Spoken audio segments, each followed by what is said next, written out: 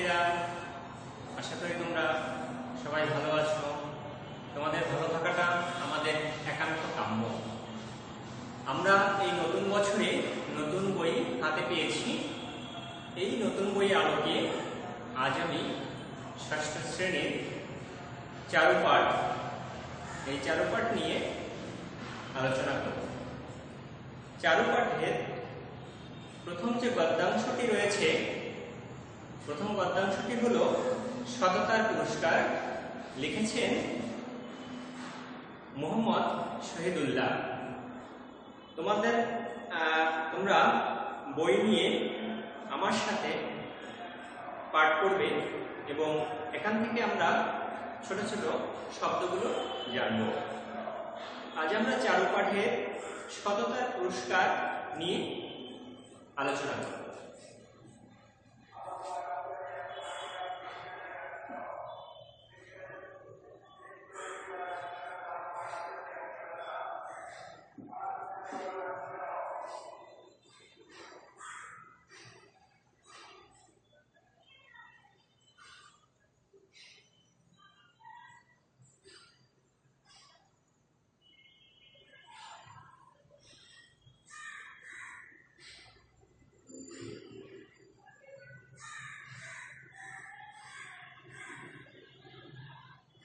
লিখেছেন মুহাম্মদ শহীদুল্লাহ।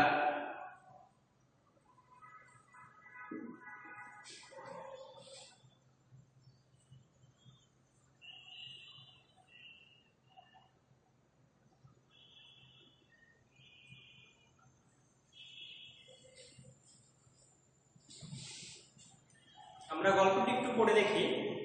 সেকালে আরব দেশে তিনটি লোক ছিল। একজনের সর্বাঙ্গ ধবল, একজনের মাথা টাক, আর একজনের দুই চোখ অন্ধ। অর্থাৎ সেই পুরাকালের কথা বলতেছে, যেখানে একটি দেশে তিনজন লোকের বর্ণনা এখানে দেওয়া হয়েছে। এই তিনজন লোকের তিনটি সমস্যা রয়েছে। একজন হচ্ছে সর্বাঙ্গ ধবল, অর্থাৎ আমাদের শরীরের যে রংটা হওয়া উচিত ছিল তার তেমনটি না হয়ে এর চেয়েও আরো অধিক, অর্থাৎ ধবল রোগ যেটাকে বলা হয়, এই রোগ তার শরীরে বিস্তার করে আছে। অর্থাৎ সর্বাঙ্গ তার ধবধবে সাদা। আর একজনের মাথায় টাক, অর্থাৎ আমরা যে স্বাভাবিক মানুষ, আমাদের মাথায় চুল রয়েছে, কিন্তু এই ব্যক্তির মাথায় কোনো চুল নেই, পুরো টাক। আর একজনের দুটি চোখই অন্ধ।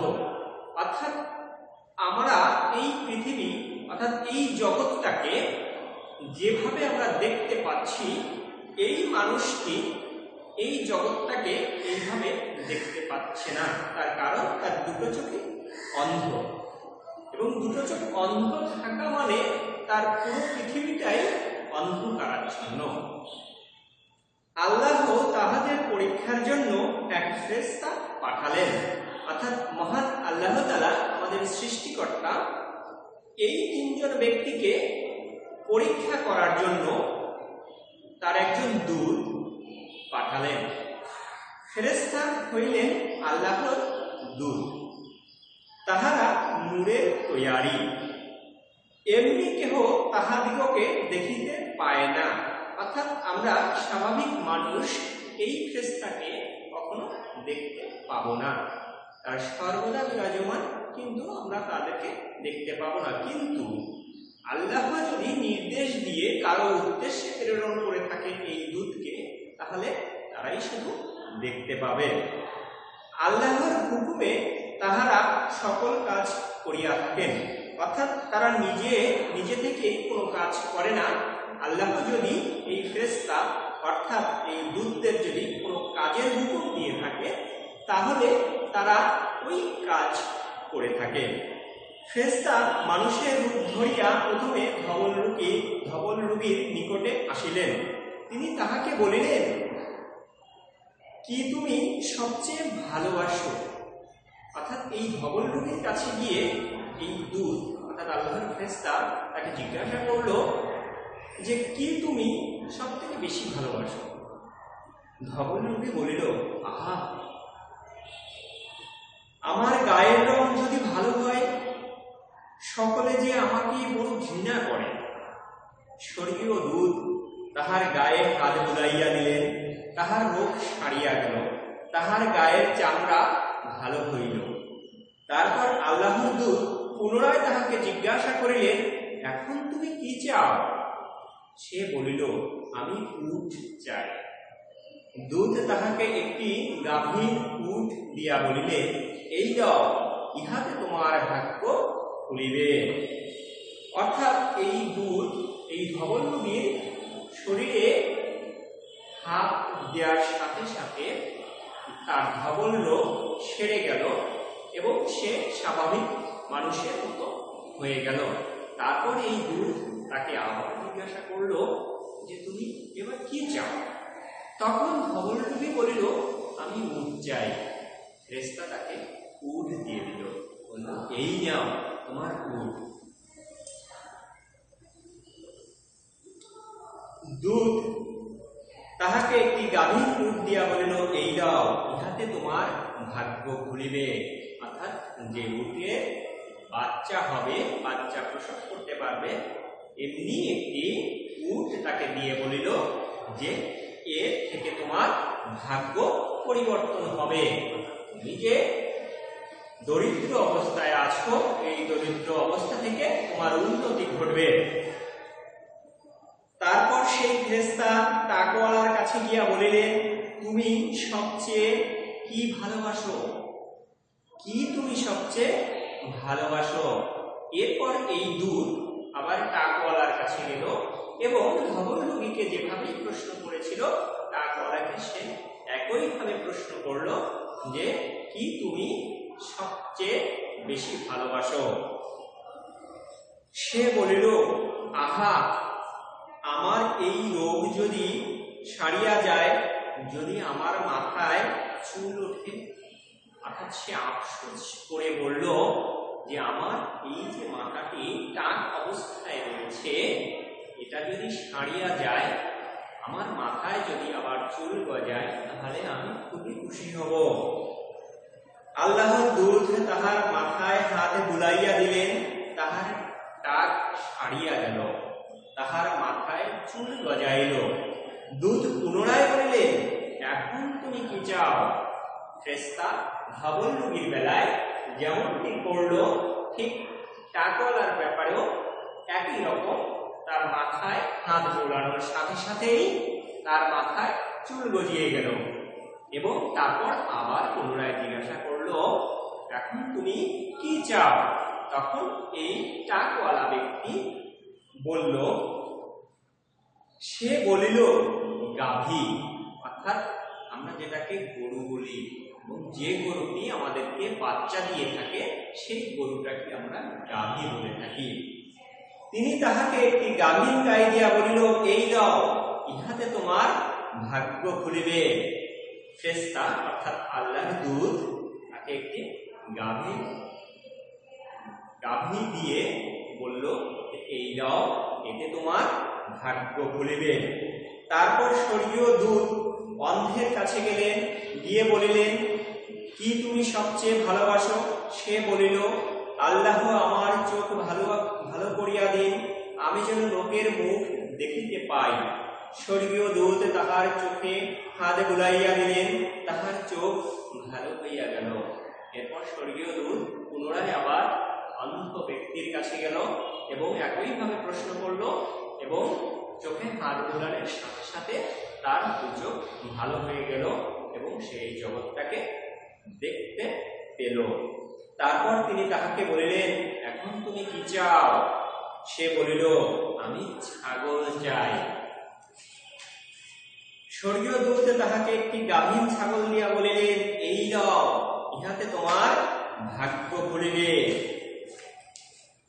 তারপর উটের বাচ্চা হইল, গাভীর বাছুর হইল, ছাগলের ছানা হইল। তাহলে আমরা তিনটা পর্যায় এখানে আমরা দেখতে পাচ্ছি। যখন উটের বেলায় আমরা বলছি যে উটের বাচ্চা হইল, গাভীর বেলায় বলছি গাভীর বাছুর হইল, আর ছাগলের বেলায় বলছি ছাগলের ছানা হলো, অর্থাৎ ছাগলের একটি বাচ্চা হলো। এই রকম করিয়া উটে গাভীতে ছাগলে তাহাদের মাঠ বোঝাই হইয়া গেল, অর্থাৎ একটা উট থেকে দুইটা উট, দুইটা উট থেকে তিনটা উট, এইভাবে বাড়তে বাড়তে তাদের মাঠ অর্থাৎ উট, গাভী এবং ছাগল এই দিয়ে তাদের মাঠ ভরে গেল। কিছুদিন পর আবার সেই ফেরেশতা পূর্বের মতো মানুষের রূপ ধরিয়া সেই যে আগের ধবল রূপী ছিল তাহার নিকট উপস্থিত হইলেন। অর্থাৎ এই ফেরেশতা কিছুদিন পর আবার ওই আগে যে ধবল রূপী ছিল সেই মানুষটির কাছে পৌঁছালেন। সেখানে গিয়া তিনি বলিলেন, আমি এক বিদেশী, বিদেশে আসিয়া আমার সব পুঁজি ফুরাইয়া গিয়াছে, এখন আল্লাহর দয়া ছাড়া আমার দেশে ফিরিবার উপায় নেই। অর্থাৎ সে পরিচয় দিল, আমি একজন বিদেশী, বিদেশ ভ্রমণ করতে এসে আমার সকল পুঁজি অর্থাৎ অর্থনৈতিক ব্যাপারটাকে এখানে বোঝানো হয়েছে, অর্থাৎ সকল পুঁজি তার ফুরাইয়া গেছে, এখন যদি আল্লাহ তাআলা দয়া না করে তাহলে আমার দেশে ফিরিবার কোনো উপায় নেই। যিনি তোমাকে সুন্দর গায়ের রং দিয়েছেন, সুন্দর চামড়া দিয়েছেন, আর এত ধন দৌলত দিয়েছেন, তাহার দোহাই দিয়া তোমার কাছে একটি উট চাহিতেছি। অর্থাৎ যিনি তোমাকে এই সুন্দর গায়ের সুন্দর রংটি দিয়েছেন, যিনি তোমাকে উট দিয়েছেন, তাহার দোহাই দিয়া, তার মানে কার দোহাই? মহান সৃষ্টিকর্তা আল্লাহ তাআলার দোহাই দিয়ে বলছে, তোমার কাছে আমি একটি উট চাইছি। সে বলিল, উটের অনেক দাম, কি করিয়া দেই? তার ভিতরে লোভ লালসা বাস করছে, তার ভিতরে ধবল রোগীর ভিতরে। সে ভাবছে যে এত দামি একটা উট দিয়ে দেব। স্বর্গীয় দূত বলিলেন, ওহে, আমি যেন তোমাকে চিনিতে পারিতেছি, তুমি না ধবল রোগী ছিলে, আর সকলে তোমাকে ঘৃণা করিত, তুমি না গরিব ছিলে, পরে আল্লাহ তোমাকে ধন দৌলত দিয়েছেন। সবকিছুই কিন্তু এই ধবল রোগীকে এই ফেরেশতা বুঝাচ্ছেন। সে বলিল, না, তা কেন? এসব তো আমার বরাবরই আছে। অর্থাৎ সম্পূর্ণটা সে অবিশ্বাস করে গেল, অর্থাৎ মিথ্যা বলে গেল, অস্বীকার করে গেল। সে বলল, না না, এইগুলো তো আমার আগে থেকেই ছিল। আল্লাহ তাআলার কথা সে ভুলে গেল। স্বর্গীয় দূত বলিলেন, আচ্ছা, যদি তুমি মিথ্যা বলিয়া থাকো তবে তুমি যেমন ছিলে আল্লাহ আবার তোমাকে তাহাই করিবেন। তারপর স্বর্গীয় দূত পূর্বে যে টাকওয়ালা ছিল তাহার কাছে গেলেন, সেখানে গিয়ে আগের মতো একটি গাভী চাইলেন। সেও ধবল রোগীর মতো তাহাকে কিছুই দিল না। তখন স্বর্গীয় দূত বলিলেন, আচ্ছা, যদি তুমি মিথ্যা বলিয়া থাকো তবে যেমন ছিলে আল্লাহ তোমাকে আবার তেমনি করিবেন। অর্থাৎ এই টাকওয়ালার কাছে গিয়ে ধবল রোগীর কাছে গিয়ে এই ফেরেশতা যেভাবে কথা বলেছিলেন, টাকওয়ালার কাছে গিয়েও সেই একইভাবে বললেন। একটি গাভী চাইলেন, টাকওয়ালাও ওই একই রকম উত্তর দিল যে গাভীর অনেক দাম, কি করিয়া দেই? সেও অস্বীকার করল যে এগুলো আমার আগে থেকেই ছিল, আমাকে কেউ দেয়নি। তখন ফেরেশতা তাকে আবার বরদোয়া বা অভিশাপ যেটাই বলো তাই করলো, যে যদি তুমি মিথ্যা বলে থাকো তাহলে আল্লাহ তাআলা আগে তুমি যেরকম ছিলে তেমনটা করিয়া দিবেন। তারপর স্বর্গীয় দূত পূর্বের যে অন্ধ ছিল তাহার কাছে গিয়া বলিলেন, আমি এক বিদেশি, আমার সম্বল ফুরাইয়া গিয়াছে, এখন আল্লাহর দয়া ছাড়া আমার দেশে পৌঁছাবার আর কোনো উপায় নেই। যিনি তোমার চক্ষু ভালো করিয়া দিয়াছেন, আমি তোমাকে সেই আল্লাহর দোয়াই দিয়া একটি ছাগল চাহিতেছি, যেন আমি সেই ছাগল বেচা টাকা দিয়ে দেশে ফিরিয়া যাইতে পারি। এই অন্ধ ব্যক্তির নিকট গিয়ে ফেরেশতা সেই দুধ একইভাবে বলল এবং আল্লাহর দোহাই দিয়া তার কাছে একটি ছাগল চাইল, যেন সে এই ছাগলটি বিক্রি করে তার দেশে ফিরে যেতে পারে। তখন সে বলিল, হ্যাঁ ঠিক তো, আমি অন্ধ ছিলাম, পরে আল্লাহ আমাকে দেখিবার ক্ষমতা দিয়েছেন। আমি গরিব ছিলাম, তিনি আমাকে আমির করিয়াছেন, অর্থাৎ ধনী করিয়াছেন। আমির শব্দের অর্থ ধনী। তুমি যাহা চাও লও, আল্লাহর কসম, আল্লাহর উদ্দেশ্যে যে জিনিস লইতে তোমার মন চায় তাহা যদি তুমি না লও, তবে আমি তোমাকে কিছুতেই ভালো লোকে বলিব না। অন্ধ ব্যক্তি বলল যে আমি পূর্বে অন্ধ ছিলাম, আল্লাহ তাআলার কৃপায় আমি চোখে দেখতে পাই। আমি আগে গরিব ছিলাম, সৃষ্টিকর্তার কৃপায় আমি এখন অনেক ধন দৌলত হয়েছে। তোমার যা দরকার তুমি তাই এখান থেকে আল্লাহর নামে নিয়ে নাও, যদি না নাও তাহলে ভাববো তুমি কিন্তু ভালো লোক নয়।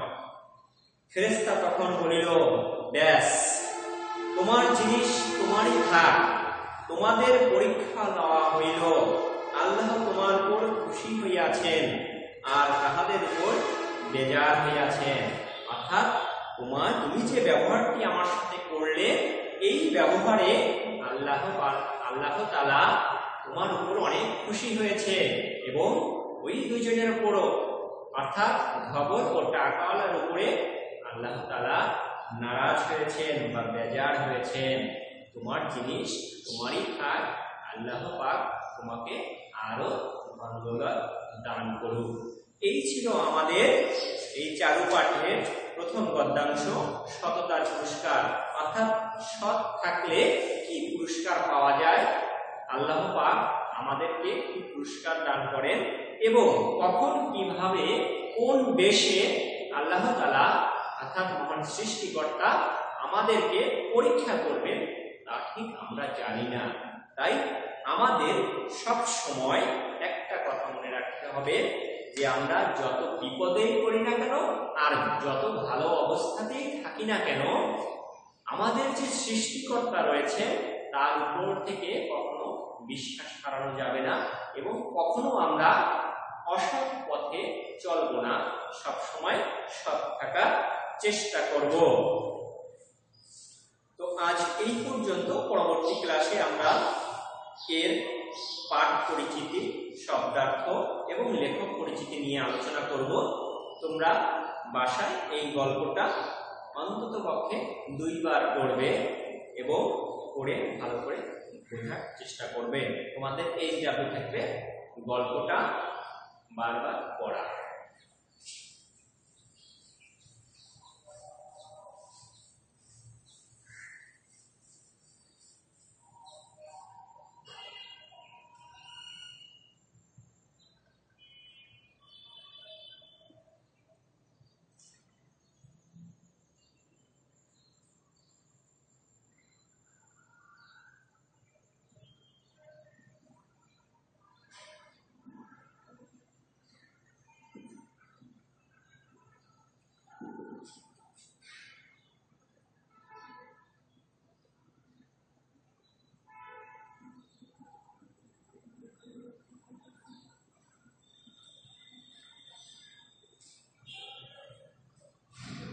গল্পটি তোমরা বারবার পড়বে এবং পড়ে এর উদ্দেশ্য, অর্থাৎ এটা কেন আমরা পাঠ করব, এই উদ্দেশ্যটা আয়ত্ত করার চেষ্টা করবে। সবাইকে ধন্যবাদ। ভালো থাকো, সুস্থ থাকো।